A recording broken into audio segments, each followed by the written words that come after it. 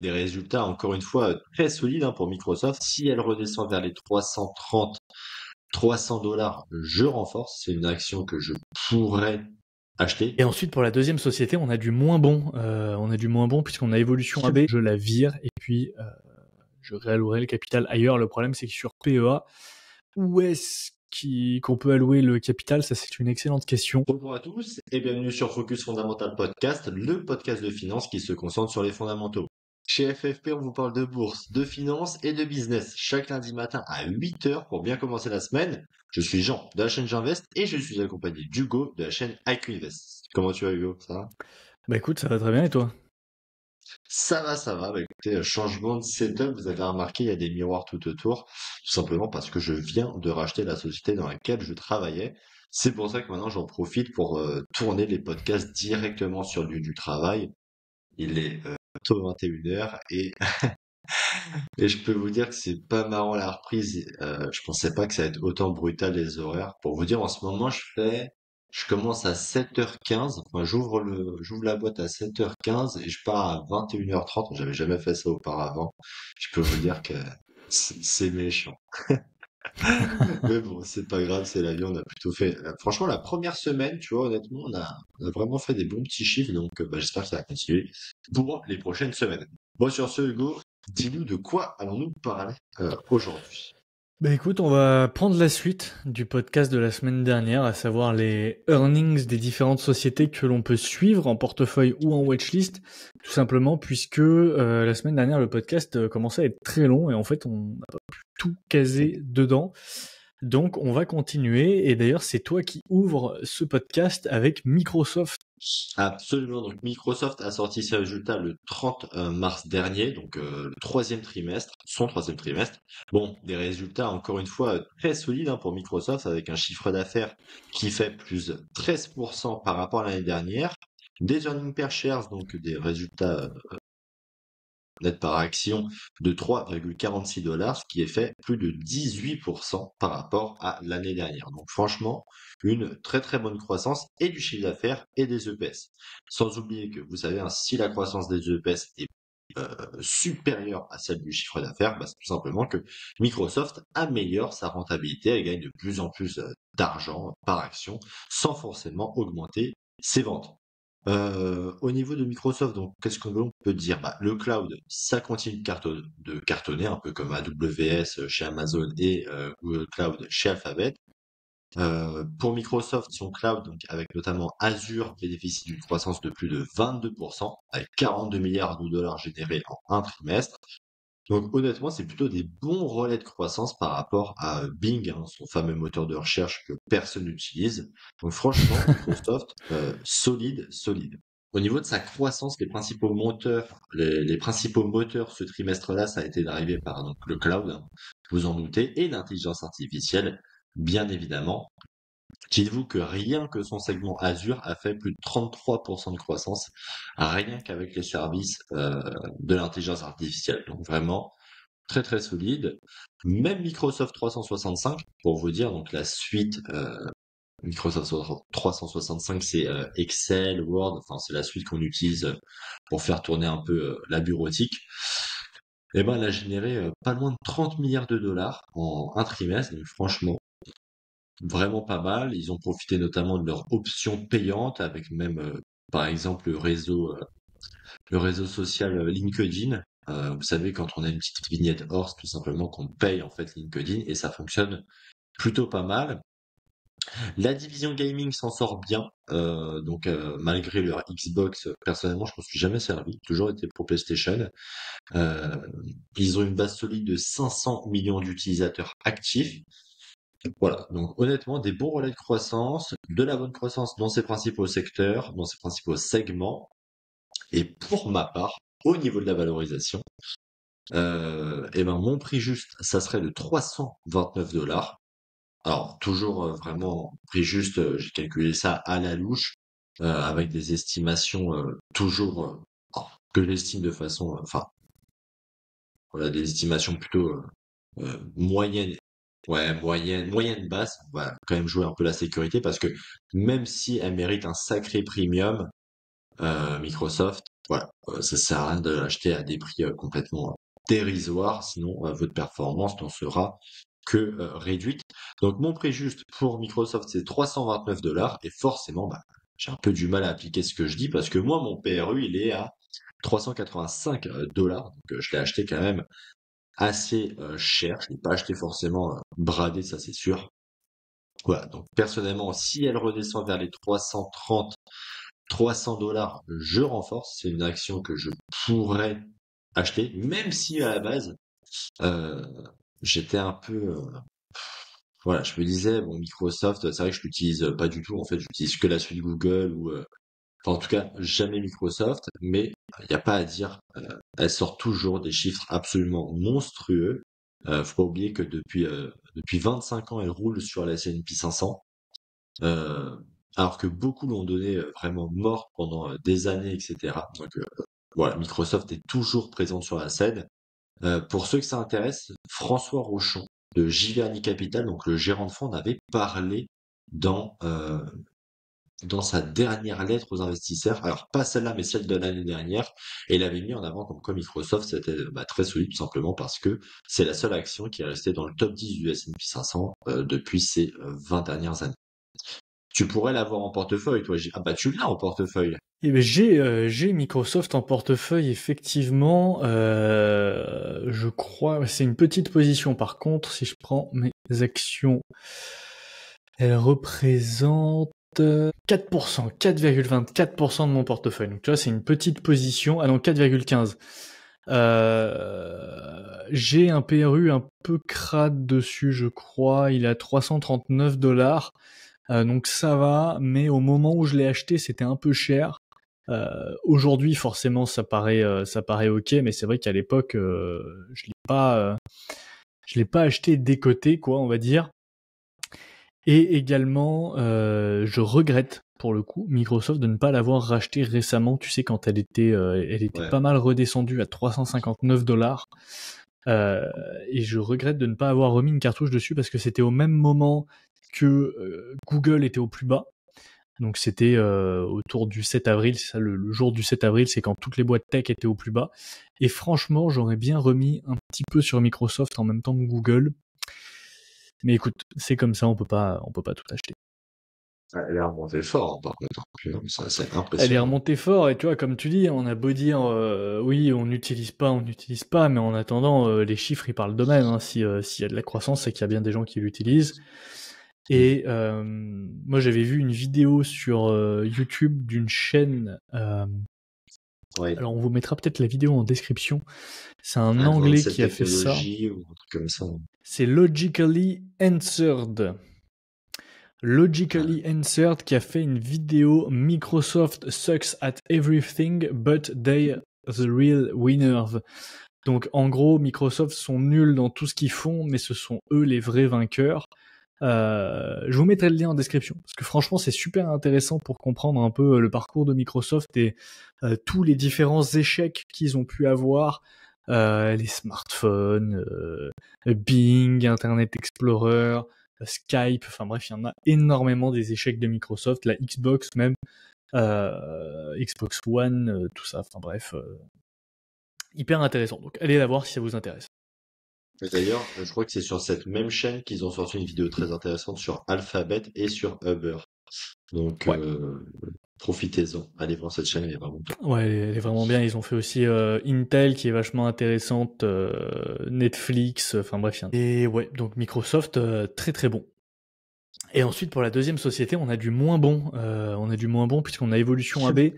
Alors je vais pas revenir trop en profondeur sur les résultats d'Evolution et toutes les raisons qui ont fait que c'est pourri. Vous avez pour ça la vidéo que j'ai fait sur la chaîne, mais grosso modo 3,9% sur le chiffre d'affaires, donc c'est très mauvais. Moins 1,1% sur les bidas, donc clairement pourri, on a de la décroissance. Personnellement, elle m'a énormément déçu ce trimestre. C'est pas tant le fait qu'elle ait des difficultés, tu vois, c'est le fait que le management reste très flou et ne rassure pas. En fait, même pas du tout. Puisqu'il pourrait, tu vois, te dire, ok, on a tel problème, mais on compte appliquer ça pour le régler. Là, c'est juste, on a tel problème et on va le régler, tu vois. Mais comment, quand, qu'est-ce que tu fais, voilà. Bref, on n'en sait rien. Il manque énormément d'infos pour Evolution AB et ça me dérange un peu. Donc moi j'ai un prix juste vers les 900 couronnes suédoises, mais j'ai un PRU vers les 1100. Personnellement, j'en rachèterai pas. Je vendrai pas non plus pour le moment, puisque je compte la conserver pendant encore 1 an, c'est-à-dire que je me suis fixé 2 ans de détention pour cette entreprise. Et je pense que ça, on en a souvent parlé, mais c'est une période assez intéressante pour détenir une entreprise, 2 ans. Et c'est, je crois d'ailleurs, ce que recommande Monish Pabrai, il me semble que c'est lui qui avait dit ça. Ouais, Minimum absolument, 2 ans en inspire aussi. portefeuille. Ouais. Et donc je me suis fixé voilà cette date de avril 2026. Et si en avril 2026 c'est toujours un poids mort dans mon portefeuille, bah écoute, je la vire et puis je réallouerai le capital ailleurs. Le problème c'est que sur PEA, où est-ce qu'on peut allouer le capital? Ça c'est une excellente question. Parce qu'il n'y a pas grand chose. Et le peu de qualité qu'il y a, c'est beaucoup trop cher. Donc Ouais, c'est ça. donc c'est assez compliqué de trouver des opportunités sur PEA. Donc voilà pour Evolution AB. Est-ce que tu pourrais l'avoir toi? Non, hélas, j'en ai fait une vidéo entière à ce sujet, pourquoi je n'achète pas Evolution AB. Elle a sorti en plus un des trimestres pas glorieux, donc honnêtement, moi, je l'évite. Par contre, non, mais c'est à constater que Richard Livingstone, c'est le fameux milliardaire qui achète du tap à Non, des c'est prostituées. Enfin, Kenneth non, Dart. c'est l'autre. Kenneth Dart, ouais. Ah, c'est Kenneth Dart, du coup, qui a 16% du capital. Ouais, c'est lui, ouais. Ok, parce que je suis devant là, mais ça me paraissait énorme. Je pense, de mémoire, je sais plus si c'était lui ou un gars du management.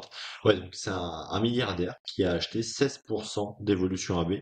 Mais le problème, c'est que tu vois, c'est pas un milliardaire, enfin, c'est pas un gestionnaire qui va partager sa thèse d'investissement. Le mec, il arrive, il prend 16%, enfin, tu vois, il a 90 ans, il te place, Il est vieux, hein. il te place 2,4 milliards de couronnes suédoises sur l'action, et voilà. Et il n'en parle pas. Il est bullish, hein. Mais surtout que ça représente 23% de sa fortune personnelle quand même, hein. Ah ouais, non, il est ultra bullish. Ah, franchement, Il est respect. ultra bullish, mais ouais, tu vois, d'un côté, ça me rassure parce que je me dis, le mec, il sait forcément des choses qu'on sait pas, tu vois. Enfin, tu t'achètes pas 16% d'une société sans t'asseoir autour d'une table avec le CEO, le CFO, toute la clique et Ouais, discuter c'est sûr. entre adultes, tu vois. Enfin, au bout d'un moment, si t'achètes 16%, c'est que forcément, il y a des choses que tu sais que les autres ne savent pas. Donc, soit c'est un coup fourré, Ouais. soit c'est une bonne opportunité et ça va remonter, mais pour ça on lui laisse 1 an. En tout cas de mon côté, je lui laisse 1 an. Et c'est personnellement la seule position aujourd'hui de mon portefeuille qui est, j'allais dire la seule, non, j'ai encore Applied Materials dans le négatif. Mais Ah ouais, t'en as mais que mis à deux dans le part, négatif? ouais, j'ai Applied Materials et Evolution, c'est tout. Pas mal. C'est Tout pas le mal, reste quand c'est même. dans le vert. Ok. Ah, bah, en même temps Ouais. avec UNH et Nike. En vrai, Nike, c'est Nike qui remonte, c'est LVMH qui n'en finit pas de tomber, tu vois. Ah oui, c'est vrai que t'as Mais bon. LVMH aussi, putain Non, là. par contre, United, elle, ça n'est vraiment tombé la grognasse, hein. Elle a Ah mais pris ça, Elle est... elle a pris United quasiment S, elle est 50%. dégueulasse, hein. Ah, on Défoncé, dirait c'est un un fou. shitcoin, le truc. Je te jure, c'est un truc de fou. C'est un truc de fou. Ah, c'est un Non, shitcoin. franchement, La c'est dernière fois chaud, qu'elle a c'est autant chaud. baissé, c'était en 2008. Ouais, t'imagines? Ça en est mal barré. Je suis pas prêt de retrouver mes billes là-dedans. Bah Faut que je fasse. surtout avec ce qu'ils ont annoncé là, Trump et tout ça. Là, je sais pas si t'as suivi cette histoire. Je fais une vidéo qui sortira. Elle sera déjà sortie au moment où ce podcast sortira sur Novo Nordisk. Et j'en parle un peu. Ah, Je sais pas si t'as suivi ce qui se passe là au niveau santé aux US. eh ben, ils resserrent la vis parce qu'ils veulent contrôler les coûts, je crois. Ils veulent moins indemniser les gens. En fait, il y a un peu de ça, mais c'est surtout que aux États-Unis, ils payent les médicaments entre 5 et 10 fois plus cher que dans le reste du monde.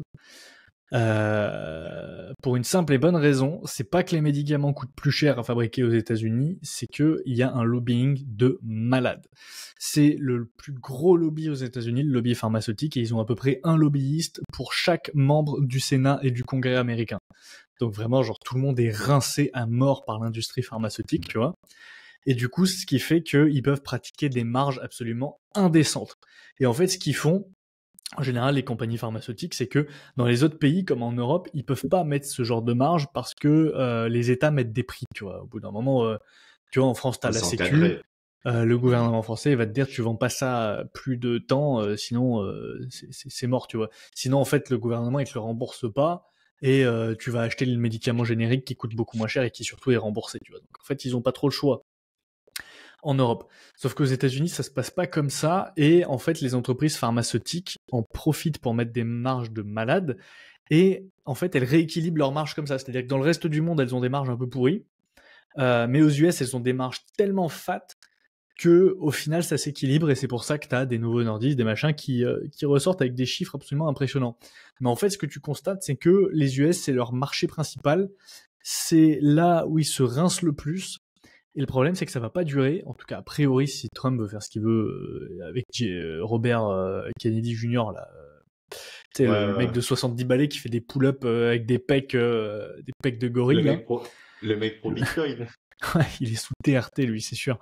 Mais, euh, Mais grosso modo, ce qu'ils veulent faire, c'est arrêter ça justement et caler les prix des médicaments aux États-Unis sur les prix des autres membres de l'OCDE en fait. C'est-à-dire que si tu as un médicament X qui est vendu par exemple en Australie à 5 dollars et que aux États-Unis il est à 50, bah du coup il sera plafonné à 5 dollars aussi aux États-Unis.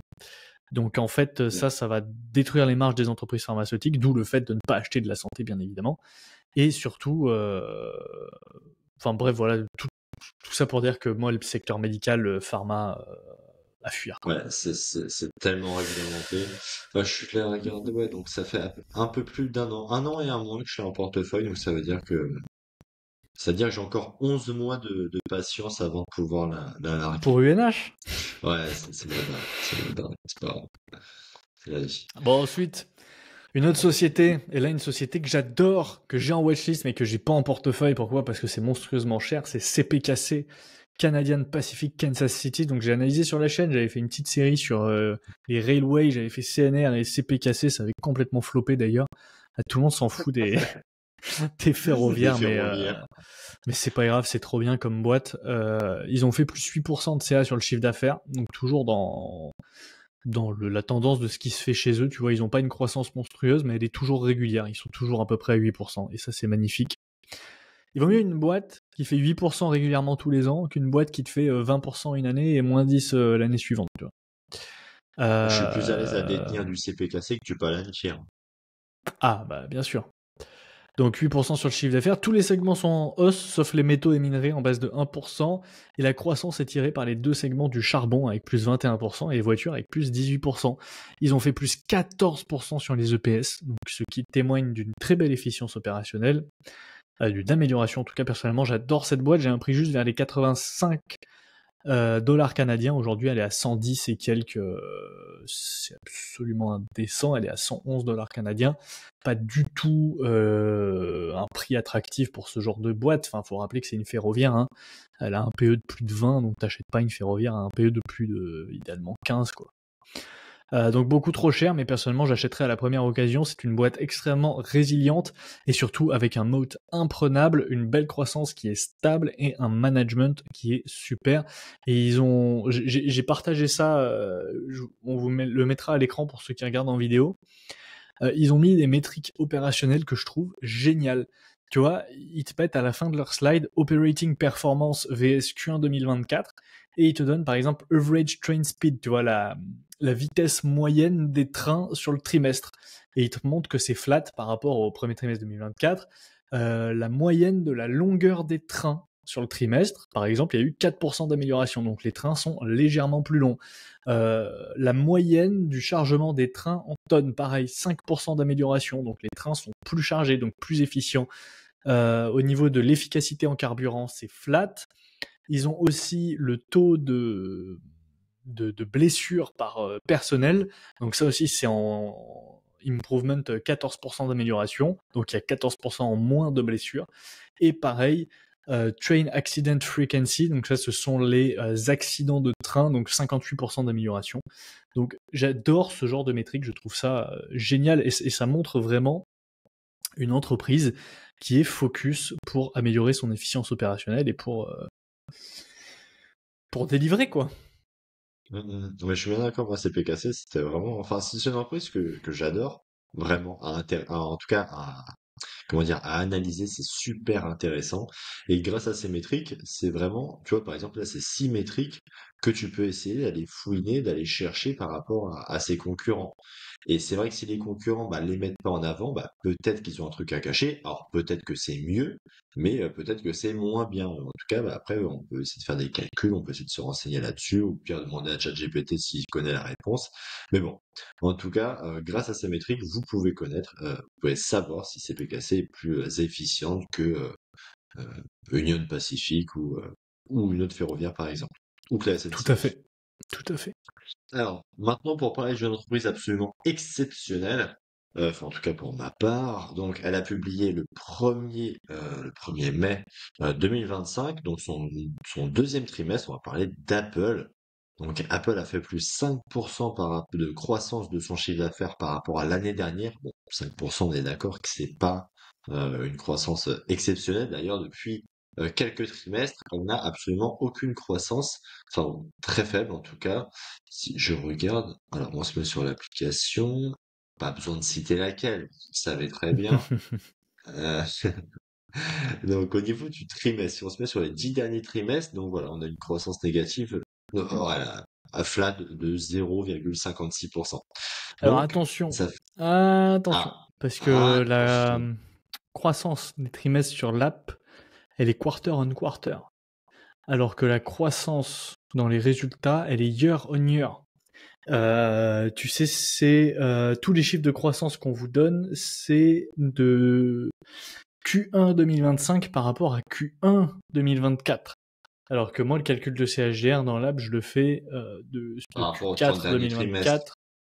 2024 sur Q1 2025. Donc par rapport au trimestre juste d'avant, en fait. Ouais, c'est ça. Donc en gros, la, la, la croissance des trimestres, le CAGR trimestriel sur les 30 derniers, sur les 30 derniers trimestres, on est à 2% de croissance. Voilà.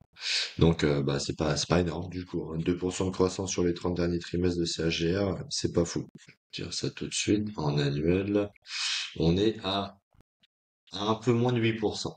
Un peu moins de 8% de CAGR, et en tout cas, on voit que c'est dans la descente, parce que on était sur 10 ans, on est à 7,9, sur 3 ans, on est à 2, et enfin à 2,25, et sur la dernière année, on est à 2. Donc, on voit que on est sur la descente. C'est une entreprise qui devient de plus en plus mature et qui, bah, visiblement, manque de croissance. Au niveau de son bénéfice net, donc le bénéfice net, il est à 1,65 dollars sur ce dernier trimestre, en hausse de 8% par rapport à N-, donc c'est bien si le bénéfice net augmente plus vite que le chiffre d'affaires. La marge brute reste solide à 47,1%, et le CAGR, bah, c'est mes notes, donc le CAGR sur les 10 derniers trimestres, il est relativement flat. Au niveau des iPhones, au niveau de ses produits, donc la demande est en hausse, pas non plus une hausse très élevée, on n'a fait que 2% de croissance par rapport à l'année dernière. Le Mac, ça fonctionne plutôt bien avec les ventes qui ont été boostées par le MacBook Air et sa fameuse puce, donc M4. Et notamment, donc, sur ce segment-là, le chiffre d'affaires a fait plus 7% par rapport à l'année dernière. Je suis sûr, toi, tu veux acheter le dernier Mac qui vient de sortir. J'aimerais bien. Même le Ah, il dernier coûte iPhone, hein, moi si je pouvais j'achèterais tout, hein, mais ça coûte cher. bah, je Et- préfère acheter d'autres trucs, quoi. Ouais, par contre, c'est vrai que leur pub là et tout sur la puce M4, ça fait rêver, hein. T'as l'impression d'avoir une fusée entre les mains. Ce qui me fait rêver en ce moment, c'est le cours du Bitcoin. Ouais, Mais ça c'est me pas le fout. sujet pour aujourd'hui. C'est pas le sujet pour aujourd'hui. Mais c'est vrai que c'est un truc de fou. Attends, il a fait Ça me combien fait là, rêver. depuis un an? Ouais, 53%, mais par contre, depuis 6 mois, ouais, depuis son plus bas de 9 avril, putain, ouais, 44% de croissance. Ah, c'est fort, hein. Putain, ça régale. Ça va régaler, ça va régaler. 1000% sur les 5 dernières années. Je pense qu'un jour, on va partir en retraite grâce à ça.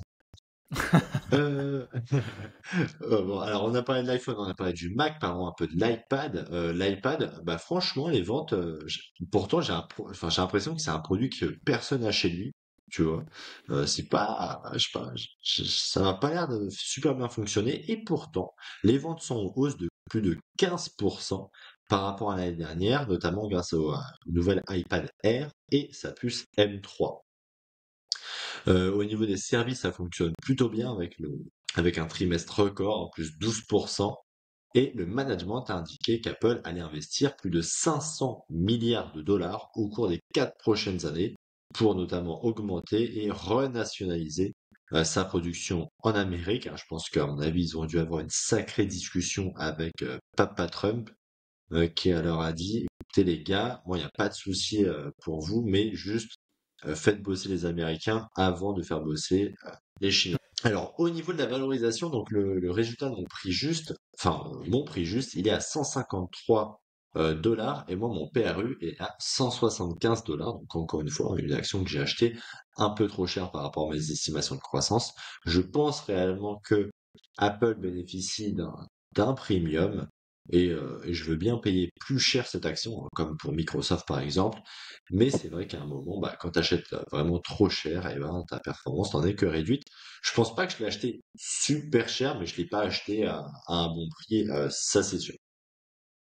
Et c'est toujours aussi le problème de payer bah, une entreprise 32 PER pour même pas 8% de croissance sur les 10 dernières années. Ça fait quand même un peu cher.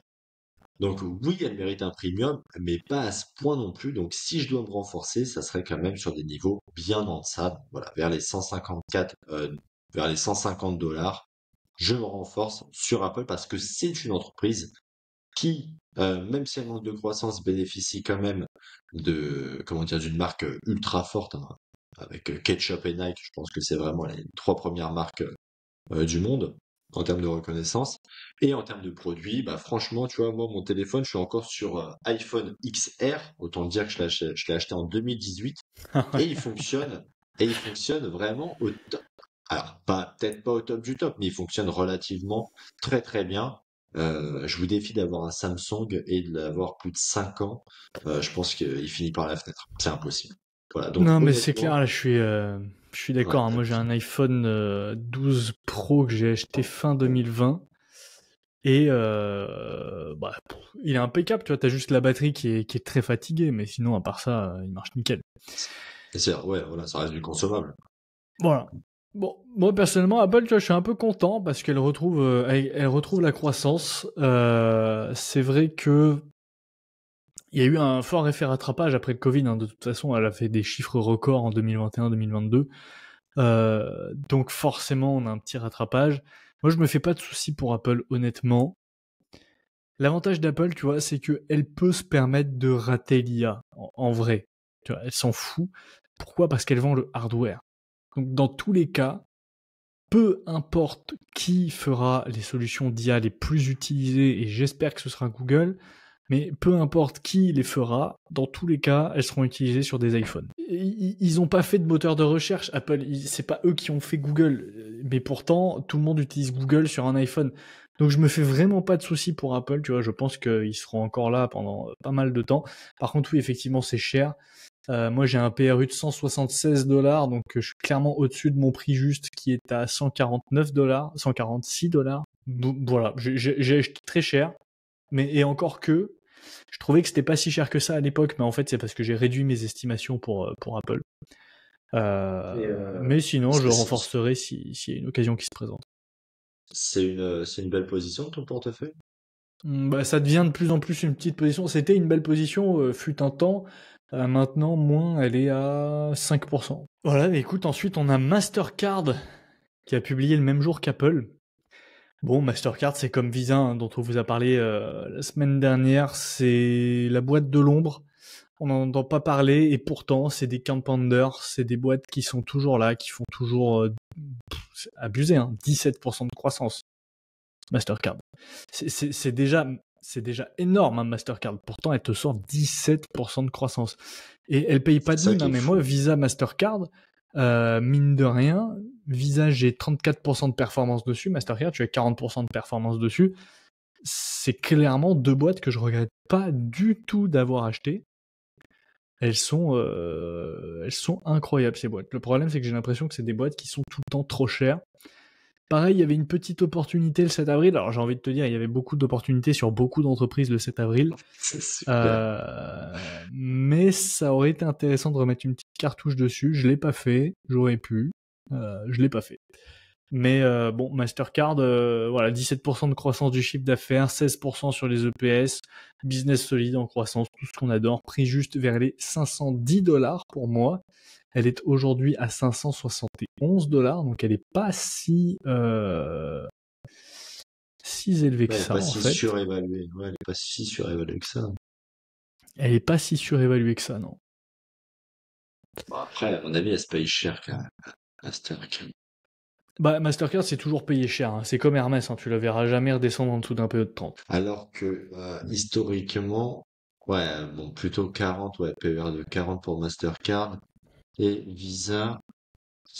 Et Visa 36, ouais, c'est ça de mémoire. C'est toujours négocié quand même un peu avec un peu plus de rabais Visa. C'est pour ça que, Ouais, bah, elle parce que fait bonne moi, à un croissance, moment, hein. Tu regardes, Mastercard, ouais, ils t'ont sorti 17%, alors que Visa, ils t'ont sorti 9%.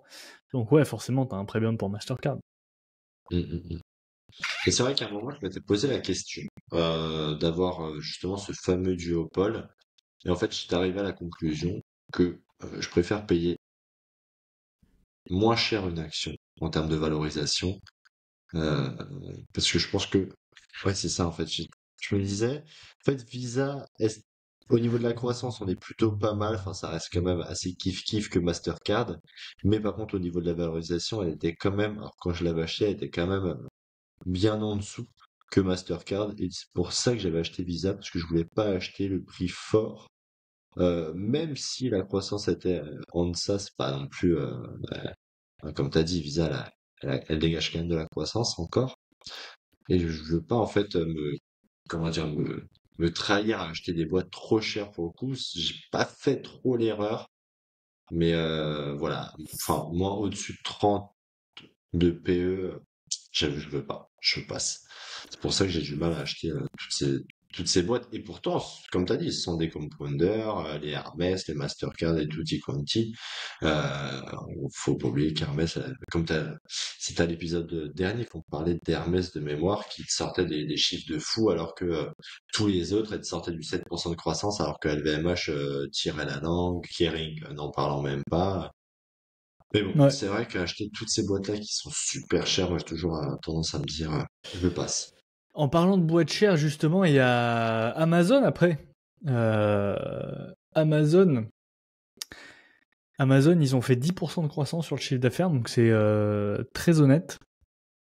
Et ils ont fait 17% de croissance sur AWS. Donc c'est moins bien qu'Azure et Google Cloud, mais c'est quand même très cool, hein, 17% de croissance. Tous les segments sont en croissance. On sent qu'AWS est quand même plus mature que Azure et GCP, mais ça reste les leaders. Ils ont largement plus de 30% de part de marché. Je sais plus combien ils ont, mais c'est assez impressionnant. Plus 64% sur les EPS. Et pareil, purée, qu'est-ce que je regrette? Au 21 avril, elle a atteint $167 l'action. Personnellement, mon prix juste était à 176, donc clairement, elle était à mon prix juste au 21 avril. Même un peu avant, le 21, le 17, ouais, globalement, la fin avril, elle a vraiment atteint des niveaux de prix intéressants entre le 3 et le 23 avril, globalement. Pendant 20 jours, vous aviez une opportunité pour l'acheter. Bon, personnellement, j'avais déjà envoyé mes cartouches sur Google et CNQ, donc je l'ai pas fait. Mais honnêtement, Amazon, c'est une boîte qui me fait de plus en plus de l'œil aussi, et je pense que dès que je vois une opportunité sur Amazon, j'achète les yeux fermés.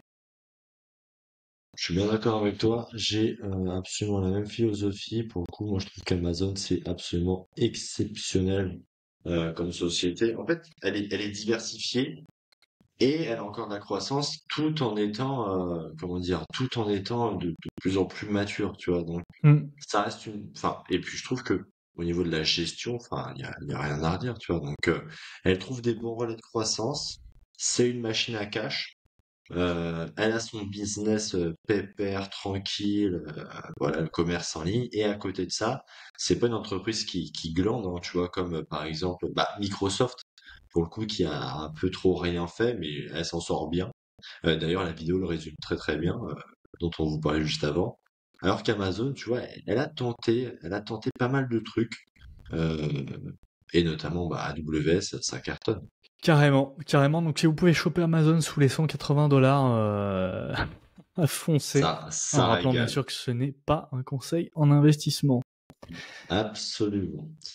Alors, une entreprise maintenant qui est peu connue des services, donc elle a publié le même jour qu'Amazon, le 1er mai. On va parler de Markel, Markel l'assureur. Alors personnellement, je pense pas que Markel soit de la même qualité que United Health. Je crois quand même plus en Markel qu'en United Health. C'est pas le même type Déjà, d'assureur en même temps. voilà, c'est pas le même type d'assureur. Mais déjà, c'est que c'est une entreprise très intéressante. Pourquoi? Parce que Warren Buffett, hein, Philippe Fisher, François Rochon l'ont eu en portefeuille ou l'ont encore en portefeuille, notamment pour François Rochon. Et c'est une entreprise qui a été souvent surnommée le petit Berkshire Hathaway, car elle a à peu près le même business model que l'entreprise donc de Warren Buffett. Et je vais vous expliquer très rapidement son business model avec ses trois principales activités. Parce que pour le coup, je pense pas que ce soit une entreprise très connue en France. Il y a Score, l'entreprise Score qui fait à peu près le même truc que Markel, mais sans le côté Berkshire Hathaway. Donc son premier business model, c'est l'assurance. Business model principal. Donc Markel vend des assurances spécialisées, souvent dans des niches. Donc en fait, Markel va être spécialisé dans un assureur pour assurer ton bateau, enfin ton yacht, ton truc comme ça, ou ton cheval. Alors pas le dernier des poneys qui coûte 500 balles, hein, mais plutôt un cheval de course, etc. Enfin, en tout cas, un cheval qui a une assurance vie. Parce que oui, les chevaux peuvent avoir des assurances vie. Quand j'avais analysé l'action, j'avais vu ça. Je savais pas du tout. Euh, Carrément, même le cheval, il a une assurance vie et pas moi, tu vois. Bref. Donc, comme toute compagnie d'assurance, elle va encaisser des primes à l'avance qu'elle va ensuite, ou en tout cas qu'elle peut ensuite investir avant de devoir potentiellement rembourser des sinistres à ses adhérents. Le deuxième business, son deuxième segment, c'est son segment d'investissement, donc notamment avec Markel Investment. Donc, ces primes vont être investies directement en actions ou en obligations, ou même les deux, hein. Et l'objectif est tout simplement de faire fructifier l'argent collecté. Et c'est vraiment dans l'ADN de Markel, hein, avec les primes récoltées de l'assurance, de son business model principal, elle les investit. Et si vous allez sur le portefeuille de Markel Insurance, non, Markel Investment, vous allez voir, c'est un portefeuille concentré, relativement concentré, à peu près 30 lignes, et c'est vraiment du stock picking. Beaucoup d'obligations et beaucoup de stock picking dans des actions cotées. Et ensuite, donc le troisième segment, mais ça reste quand même un bon segment, hein, une belle part de son chiffre d'affaires, c'est Markel Venture. Tout simplement, c'est la branche de Markel qui investit dans des entreprises qui sont non cotées. Donc Markel achète des parts d'entreprises ou même des entreprises entières, donc non cotées, qui génèrent du cash flow. Parce que pour le coup, c'est un assureur, donc ils peuvent pas se permettre d'investir dans des boîtes qui sont éclatées et qui rapportent rien. Markel doit quand même investir dans des boîtes relativement solides. Donc en gros, Markel, hein, c'est un assureur, c'est un gestionnaire de fonds et c'est même un gestionnaire de private equity. Donc honnêtement, c'est une entreprise qui est vraiment pas forcément évidente à analyser, mais honnêtement, je pense qu'avec l'IA aujourd'hui, vous pouvez carrément la cerner en deux, trois requêtes. Et il y a vraiment pas mal de super investisseurs qui l'ont cité dans leurs livres, ou notamment donc Warren Buffett dans Snowball Effect, enfin l'effet boule de neige, et, euh, et Guy Spear dans La vie d'un investisseur value, enfin, qu'on avait présenté sur la chaîne, si ça vous intéresse. Donc au niveau de son premier trimestre, donc c'est un premier trimestre pas forcément très dingue. Après, ça reste une entreprise qui est assez cyclique. Le bénéfice d'exploitation a fait 283 millions de dollars contre 1,3 milliard de dollars de l'année dernière. Alors ça fait un sacré delta, hein, quasiment 1 milliard de delta en moins, mais ça reste, comment dire, ça reste logique parce qu'en fait aux États-Unis, les normes GAP, donc les normes américaines, tu dois, comment dire, même si tes entreprises que tu as en portefeuille, même si tes actions que tu as en portefeuille sont en moins-value latente, tu dois quand même les signifier. Et en fait, ça vient en déduction de tes bénéfices, donc forcément, bah, tu te fais éclater. Alors que t'as pas coupé tes pertes, étant donné que ça reste bah, dans le pipe, quoi, dans le système. Voilà. Sinon, le bénéfice d'exploitation de l'assurance a augmenté. Il a atteint 145 millions de dollars, ce qui est plutôt pas mal. Et les primes d'assurance brute ont fait plus de 3%, donc c'est pas forcément dingue. Mais l'assurance n'est pas un marché avec une croissance exceptionnelle d'année en année. On parle pas de cloud, on parle d'assurance, vous l'avez compris. Donc mon prix juste, on est à 1105, 1504 dollars, 1500 dollars, et moi je l'ai acheté à 1480 dollars. Donc pour le coup, je l'ai acheté vraiment, voilà, pour une fois que j'ai bien acheté, j'en suis pas peu fier. Donc je conserve, ça c'est ma décision, hein, je conserve Markel. Voilà, au vu du prix de l'action actuellement, Markel, pour vous dire, aujourd'hui, elle se négocie à 1860 dollars. Donc ça fait quand même une sacrée part. Et en fait, si j'en achète une deuxième ou une troisième, bah tout simplement, je me ferais tuer. Enfin, ça déséquilibrerait beaucoup, beaucoup trop mon portefeuille. Donc, Tu l'achètes en si fraction son d'action prix, sinon. ah, j'aime pas. J'aime pas, c'est des produits dérivés. Honnêtement, si je peux éviter d'en acheter en fraction d'action, tu vois, je préfère. Mais Ouais. si son prix, voilà, il arrive vers les 1400 dollars, 1200 dollars, je pourrais en racheter un. Là, on est à 1800, mais c'est un assureur, faut pas oublier, quand ça tombe très très fort pour vous dire. Les 1300 dollars, 1400 dollars, on était en 2023. Donc honnêtement, ça date pas non plus d'il y a très longtemps. Voilà, soyez patient et là, comment dire, l'opportunité tombera. Tu pourrais toi acheter Markel? Le problème, c'est que j'y comprends rien à l'assurance. Non, mais tu Bah, vois, c'est c'est un comme moi secteur, avec Aris. Ouais. c'est comme la pharma, tu vois, c'est, Bah, je sais pas. là, Honnêtement, je c'est sais vrai que pas. Markel, j'en ai souvent entendu parler, comme toi, d'investisseurs très connus qui parlent de Markel, machin, tout ça. Déjà, je me suis jamais penché dessus. De ce que je vois, ça a l'air qualitatif. Toi, t'as une bonne perf dessus en plus de mémoire. Ouais, je dois être à... Alors, elle verse pas du tout de dividendes, hein. Par contre, c'est l'entreprise qui a investi. Moi, j'ai 30%. Voilà. Après, de là à l'acheter, l'avoir en portefeuille, je pense pas parce que c'est pas forcément. Je sais pas. C'est comme Berkshire Hathaway en fait. Et moi, je me vois pas acheter du Berkshire Hathaway parce que je me dis si je suis là pour faire du stock picking, j'ai pas envie d'acheter une entreprise qui fait du stock picking à ma place. Tu vois ce que je veux dire? Ouais, Donc voilà, globalement, peut-être pas. Peut-être ok. pas, peut-être pas. Mais un assureur, tu Mais pourras. de toutes les positions que t'as en portefeuille et que j'ai pas, c'est probablement Ouais. la seule qui m'intéresse. Même Euronext.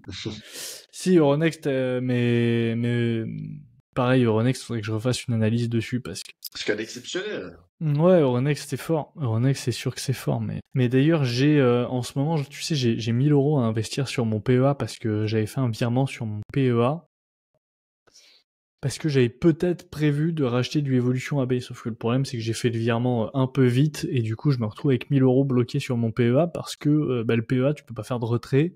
Si tu fais un retrait avant 5 ans, ça le clôture, blablabla, tout ça. Mon PEA je l'ai ouvert en début 2022, donc je ne peux pas encore faire de retrait. Donc globalement, ces 1000 euros, faudrait que je les investisse. Le problème, c'est que je sais pas du tout dans quoi les mettre. J'ai pas du tout envie d'acheter du S&P 500, surtout en ce moment, surtout au prix auquel est le S&P 500.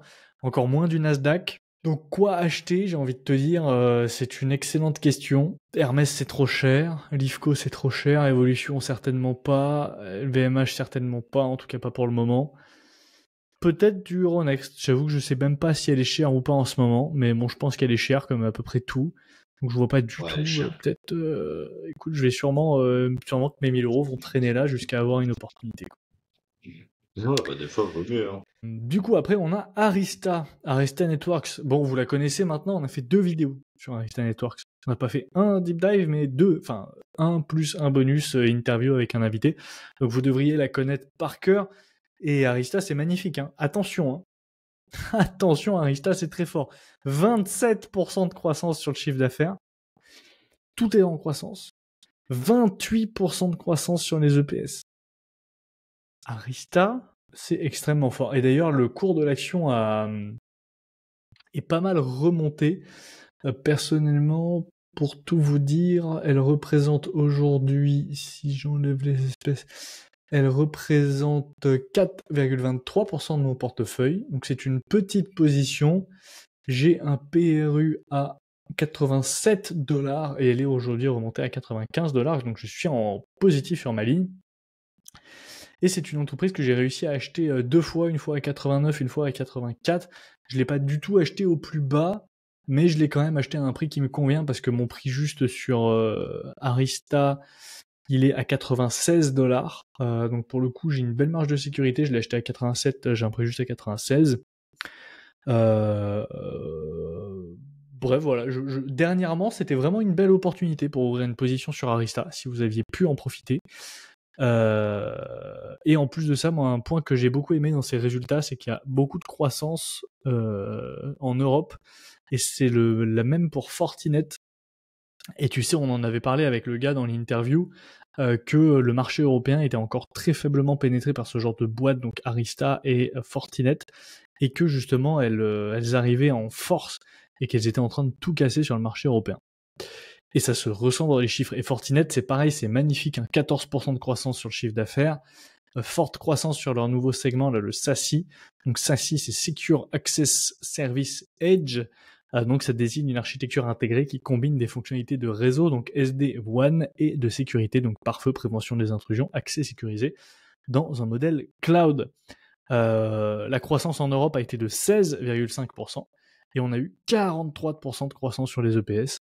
Bref, Fortinet, j'adore, c'est très fort, c'est ma plus grosse position aujourd'hui. 13,1%, c'est aussi ma plus grosse performance, j'ai 77% de performance sur Fortinet.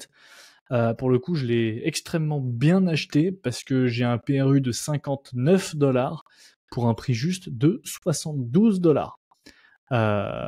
Donc, belle marge de sécurité. Et beaucoup trop cher aujourd'hui, puisque aujourd'hui elle est à 104$. Donc si vous vouliez l'acheter, ce n'était pas, c'est pas le bon moment. Il fallait le faire en août 2024. Après, est-ce qu'on retrouvera des niveaux intéressants de sitôt pour Fortinet? J'en sais rien. Il y avait une brève descente à 84$ qu'elle a fait le 31 mars, mais elle n'y est pas restée longtemps et c'était quand même trop cher.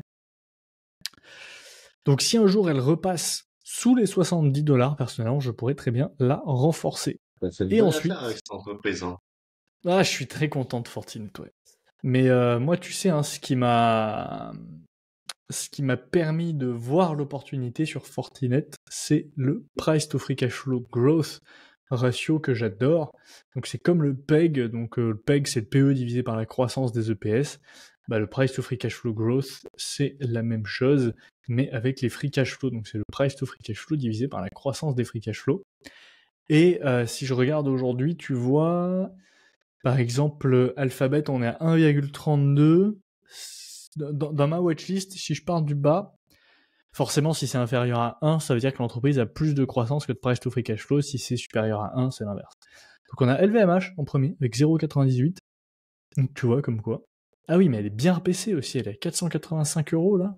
Ok, effectivement. Donc LVMH, d'après ce ratio apparemment intéressante. Ensuite, on a Fortinet 1,29. Donc tu vois, même à 104$, Fortinet reste basse en termes de price to free cash flow growth. MSCI 1,29 et Alphabet 1,32. C'est globalement les 4. Et ensuite, on a Meta 1,34. En tout cas, dans ma watchlist Ultramote, ce sont les 5 qui ont le meilleur ratio. Voilà pour Fortinet. Ensuite, pour CNQ, CNQ, on en a parlé longuement dans notre podcast Deep Dive de CNQ, mais également dans le comparatif des pétrolières. Canadian Natural Resources, magnifique un CNQ. Attention, hein. Attention, c'est peut-être une pétrolière, mais elle a les chiffres d'Arista Networks. 32% de croissance sur le chiffre d'affaires. Est-ce que tu te rends compte, Jean? 32% de croissance fort, sur le hein. chiffre d'affaires. C'est C'est magnifique, hein. vraiment fort. Après, par contre, attention parce que c'est très cyclique. Donc, en fait, la base de comparaison Q1 24, elle est très basse. Donc, vu que c'est un business cyclique, parfois les chiffres peuvent être impressionnants comme ça. Mais voilà, vu qu'on a une base de comparaison très basse, forcément, c'est impressionnant. Donc, 32% de croissance sur le chiffre d'affaires, 154% de croissance sur les EPS. Mais pareil, le point de comparaison est très bas. Donc forcément, on a quasiment le triple. Production record, 1,5 milliard de barils par jour, millions de barils par jour. Et également 15,25 $ de production par baril sur les sables bitumineux. Donc en fait, ça c'est impressionnant et moi c'est vraiment une métrique que j'adore. CNQ arrive à être tellement profitable spécifiquement sur les sables bitumineux. Alors après, comment elle fait, pourquoi, ça, on n'en sait rien. Mais je pense que c'est notamment via des économies d'échelle qu'elle doit faire, puisque forcément, elle s'est spécialisée dans les sables bitumineux, donc elle doit avoir des process, des économies d'échelle, des choses qui font que elle est capable de t'exploiter du pétrole beaucoup moins cher que tous les autres grâce à ces foutus sables bitumineux. Et elle t'a un coût de 15,25 $ par baril de production pour les sables bitumineux. Donc c'est vraiment dérisoire. Elle a encore augmenté son dividende, mais attention, on ne parle pas d'augmentation annuelle. C'est une augmentation trimestrielle, parce que CNQ augmente son dividende tous les trimestres. C'est magnifique. Et ils ont également déclaré que les actifs de Chevron qu'ils ont rachetés en Alberta, donc on en avait un peu parlé, c'était au trimestre dernier, donc sur Q4, fin 2024, en fait, ils avaient racheté donc tout ce que possédait Chevron dans l'Alberta, notamment des exploitations de sable bitumineux à Horizon Oil Sands. Et en fait, il s'avère que c'est beaucoup plus rentable que prévu et qu'ils arrivent à les exploiter. Ils leur font cracher du cash, quoi. Donc c'est très fort, personnellement j'adore. J'ai beaucoup acheté sous les 40 $ canadiens. Pour vous dire, c'est une position qui représente aujourd'hui 7,11% de mon portefeuille. C'est ma 6e plus grosse position. Ah ouais. 3, 4, 5, 6, 6e plus grosse position. J'ai un PRU à 39,78 $ canadiens. Et j'ai un prix juste à 40 $ canadiens à peu près. J'ai un prix juste à peu près 40 $ canadiens, donc je suis à peu près à mon prix juste. Et puis maintenant, on attend tranquillement, et surtout, non seulement je suis à mon prix juste, mais en plus, quand je l'ai acheté, elle avait 6% de rendement en dividende, donc c'est plutôt honnête, quoi. Franchement, Et voilà, tu vois, par exemple, ils ont tout un paragraphe dans leur présentation trimestrielle sur Returns to Shareholder, où ils te disent, voilà, Canadian Natural a une longue histoire de croissance, enfin de dividendes stables et croissants, avec 2025 étant la 25e année consécutive de versement ininterrompu et d'augmentation ininterrompue du dividende, avec un CAGR de 21% sur cette période. Vous imaginez 25% d'années consécutives avec 21% de croissance. Et ils ont tout un paragraphe comme ça où ils expliquent, parce que non seulement ils font du dividende, mais ils font aussi des rachats d'actions, des beaux rachats d'actions. Donc c'est vraiment une entreprise. Moi j'adore. Voilà, c'est mon petit coup de cœur, honnêtement, de ce début 2025, c'est Canadian Natural. ah ça, on l'avait compris dans les 2 derniers épisodes, hein. Enfin les 3 derniers.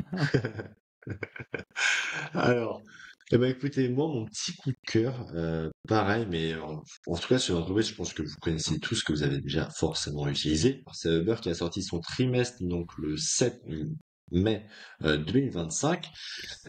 Et Uber a fait un gros travail sur la publicité. Je ne sais pas si vous êtes de région parisienne ou même si vous êtes de Marseille ou des grandes villes, je pense qu'il doit y en avoir.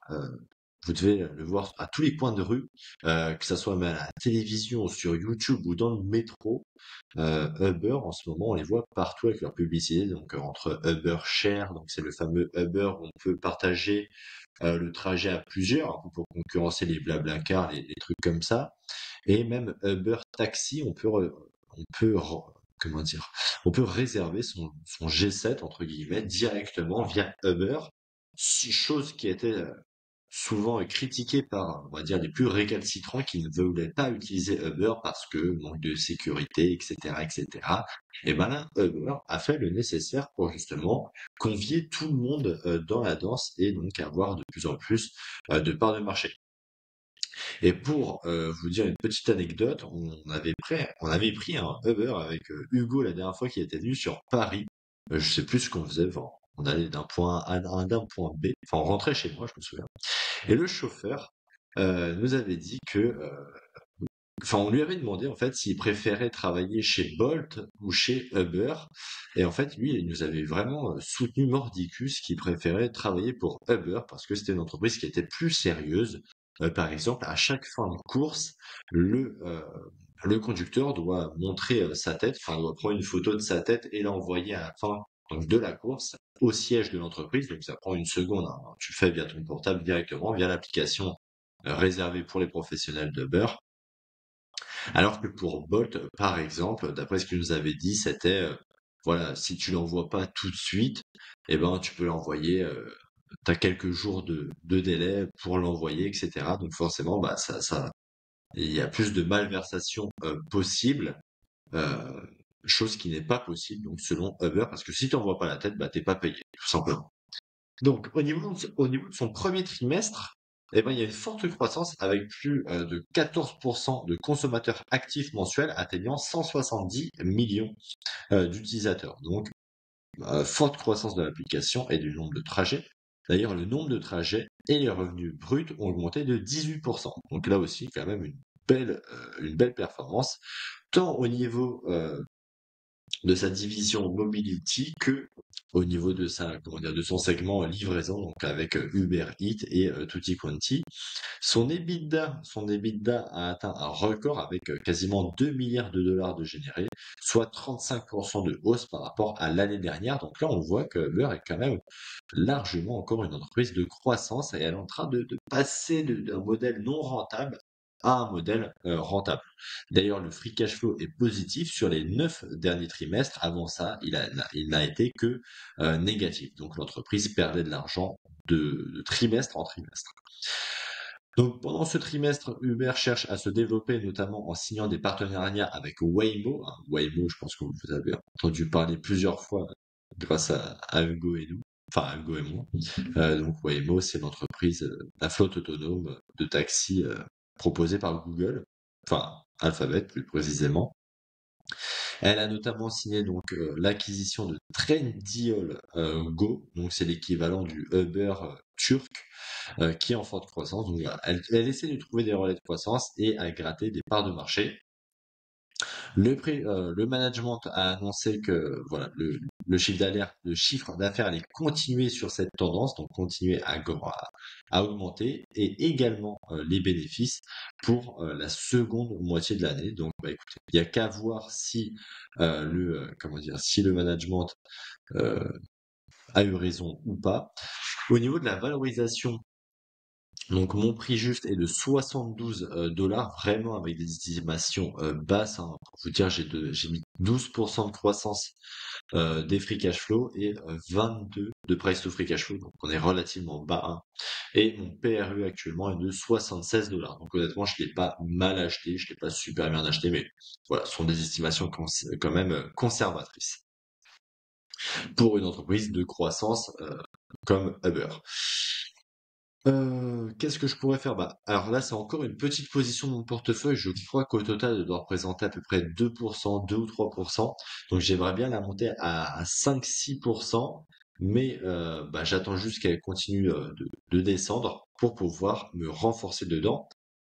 Pour vous dire, Ackman, alors je vais pas essayer de faire tout comme lui, hein, parce que j'ai pas non plus toutes les entreprises qu'il a en portefeuille, mais il prévoit un x3 sur cette action, donc il est plutôt bullish parce que pour lui, donc Uber arriverait à $210. Donc voilà, entreprise très intéressante à suivre, à analyser, à comprendre. En plus, son business model est assez simple. On parle pas d'Arista ou de Markel. Voilà, donc personnellement, moi, je crois au développement d'Uber. Je pense qu'elle va continuer à gratter des parts de marché. Elle a un business model qui est quand même relativement mieux, une application qui est relativement meilleure que G7, qui est vraiment purement français-français, franco-français. Elle est quand même, enfin voilà, je pense qu'elle a quand même de belles années devant elle. Et même pour les véhicules autonomes, voilà, je pense que elle peut avoir son épingle à jouer avec Waymo notamment. Bon, toi tu l'as bientôt en portefeuille, j'imagine. Bah écoute, moi je suis pas convaincu pour Uber, hein. Je suis toujours pas convaincu parce que pour moi, si t'as des véhicules autonomes, t'as plus besoin d'Uber. Tu vois, demain, j'ai envie de te dire, il y a pas de moat.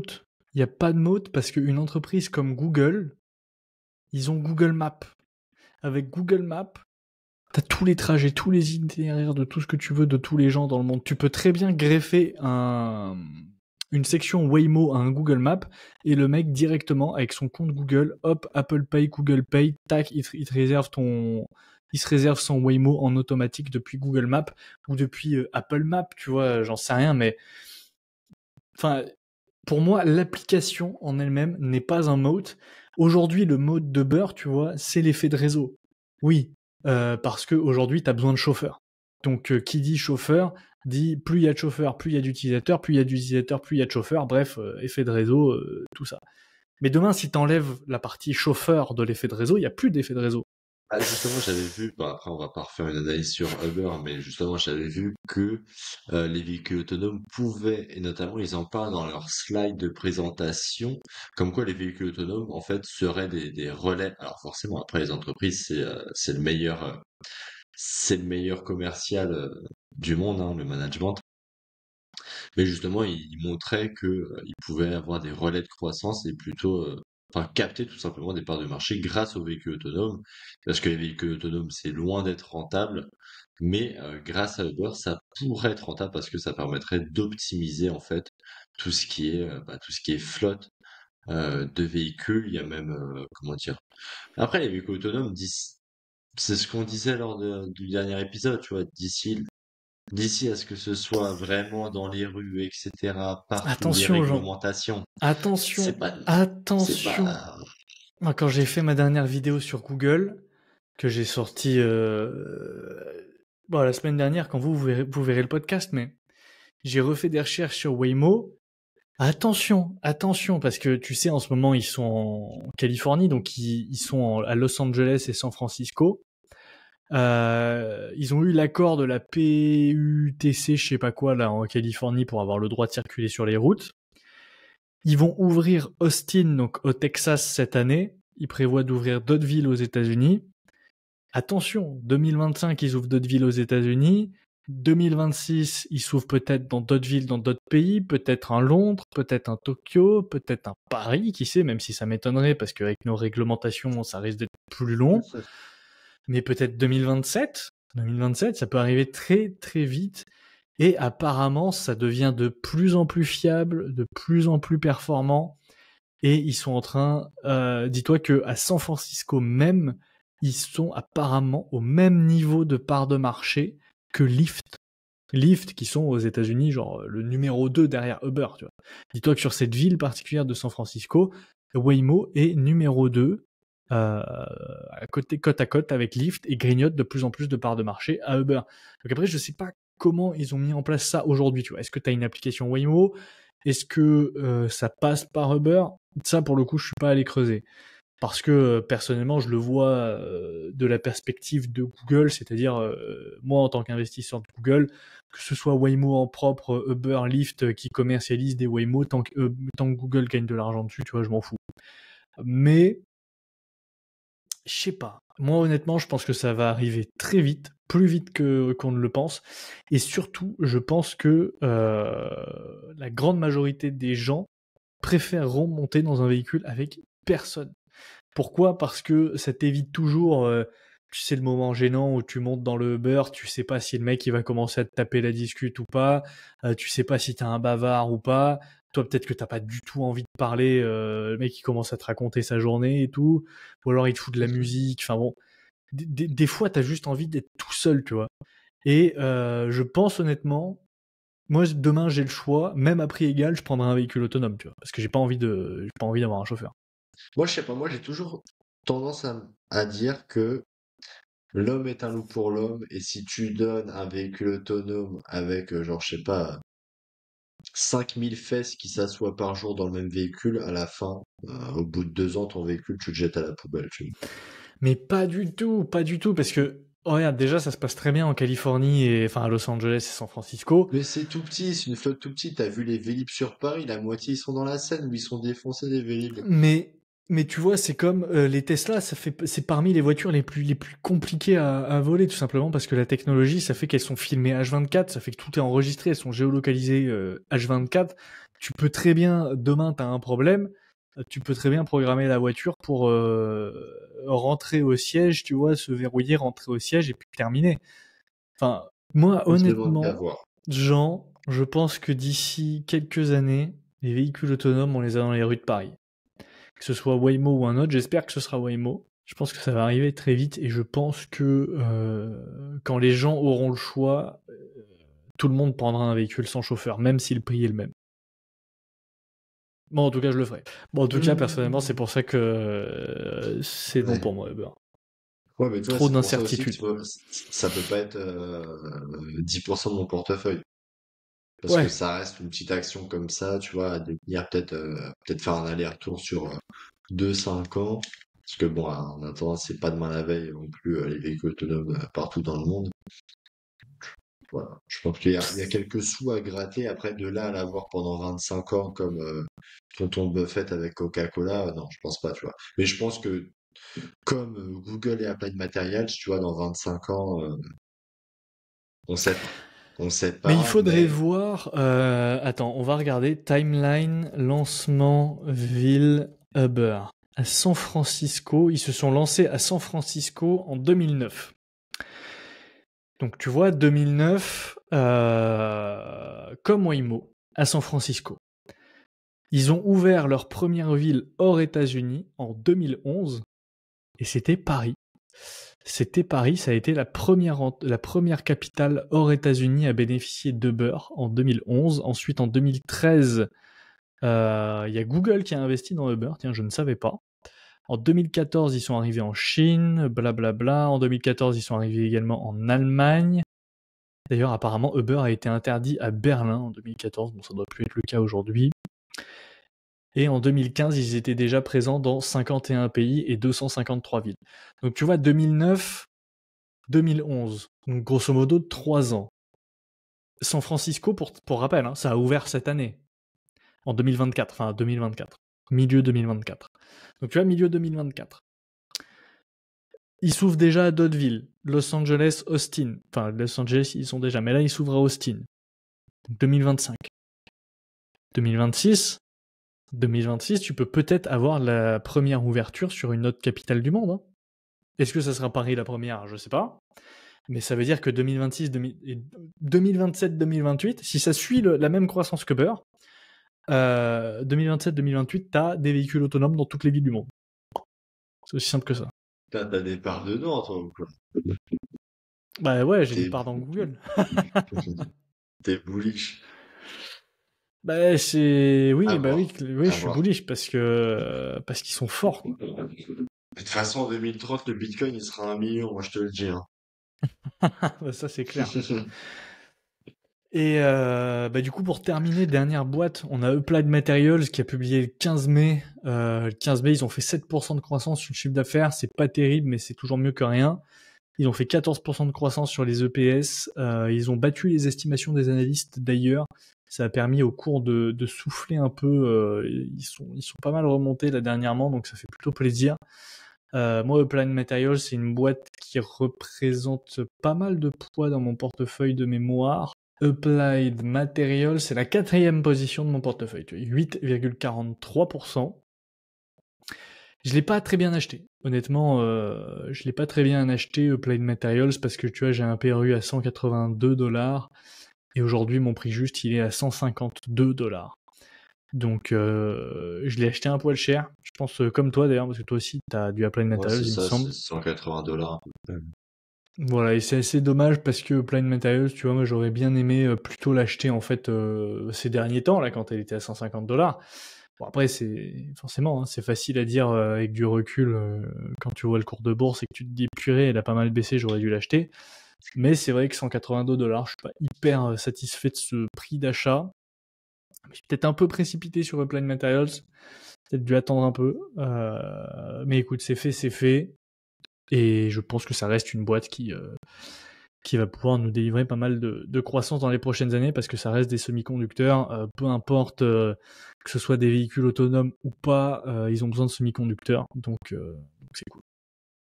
Absolument. Ah ouais, je pense aussi à peu près comme toi sur cette boîte. De toute façon, c'est surtout que c'est une moyenne belle position de mon portefeuille, donc je peux pas la renforcer, sinon ça va trop déséquilibrer.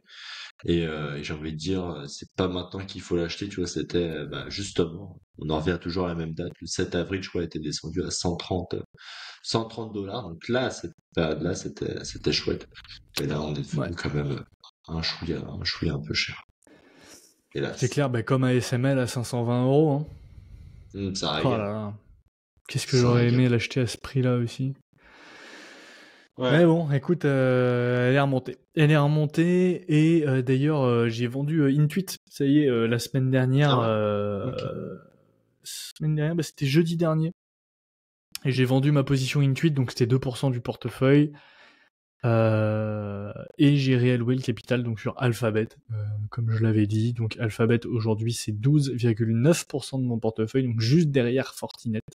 Au coude à coude avec Fortinet, PRU de $160 pile. Et le dernier achat que j'ai fait, donc c'était le 15 mai, donc à $164. Concrètement. Voilà. Donc j'ai un PRU de $160. Aujourd'hui, elle est un peu remontée, l'Alphabet, elle est à $170. Donc, bah écoute, on va attendre qu'elle aille to the moon. On arrive à On la a fait fin le de cet tour, hein. épisode. Ouais, je pense que on a fait le tour sur toutes les entreprises que bah, Euronext n'a pas encore sorti ses résultats. Alors peut-être on est le 22 aujourd'hui, donc ça veut dire ouais, non, elle aura toujours pas ouais, lundi prochain, non, elle aura toujours pas sorti ses résultats, elle les sort le 27. Mais bon, sinon on a fait le tour de toutes nos principales positions et convictions.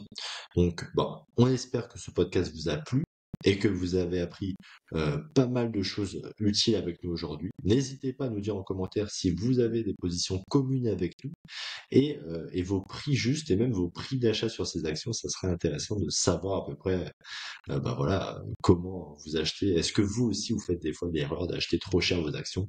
N'hésitez pas à nous dire en commentaire. Avant de partir, juste un petit rappel, hein. Vous pouvez nous retrouver en tapant Focus Fondamental Podcast sur toutes les plateformes de podcast ou encore bah, même YouTube et Instagram.